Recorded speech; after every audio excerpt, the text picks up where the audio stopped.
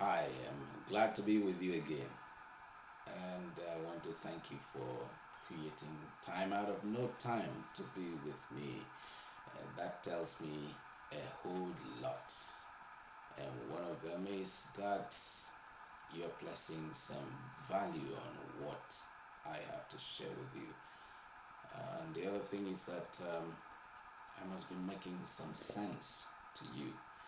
I want to ask you to share this with as many of your friends as possible because in the same way that the few things we're sharing together is impacting you, I expect that it should spread, this time not as germs or dangerous virus or like the pig.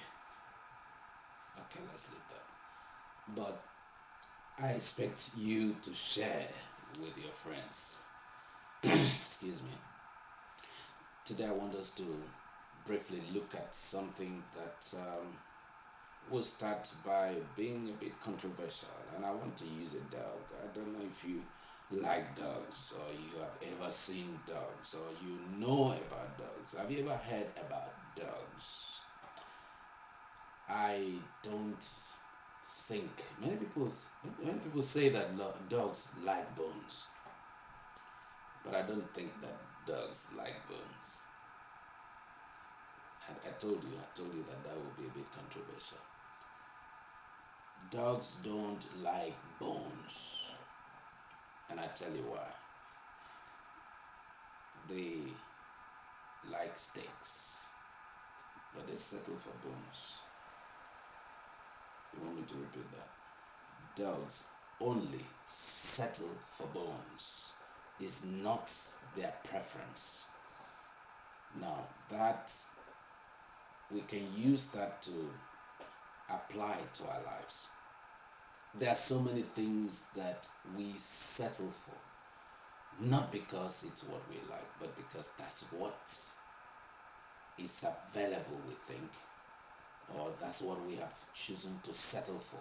Mostly because that's what people offer us. But it's a world of multiple of choices.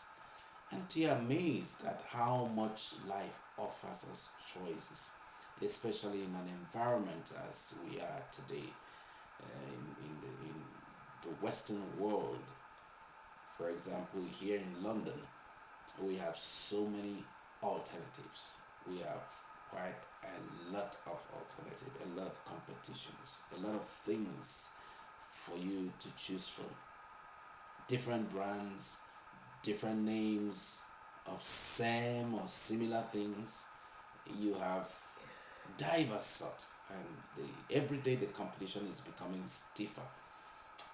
But I want you to find out for yourself, what are the things you have chosen to settle for? Not because that's all that is available, but that in your thinking you have placed a ceiling. I cannot rise above here. I can't go beyond here. Or this has never been done. So I won't be the one to start it. What are the things you settle for? Still using the dog as an example. Suppose you were able to dress up the dog with a suit and it has to sit with you on the dining table and you place a bowl of bones and a bowl of steaks. Which one do you think it will go for first? Between you and the dog, who do you think will rush the steaks first? Is it you or the dog? In its nature as a dog, and it's able to sit with you on the dining table and you put those bowls, which one do you think it will rush for? Or who do you think will be the first to finish the steak? That should explain a lot of things to you. In our minds, there are things that will make life more exciting. There are things that you will do and it will give you real value for your life.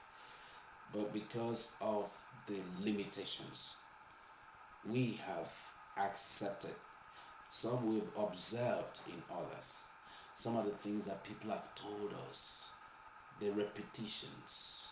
And of course, that's one of the ways the mind works. The mind works very well with repetitions.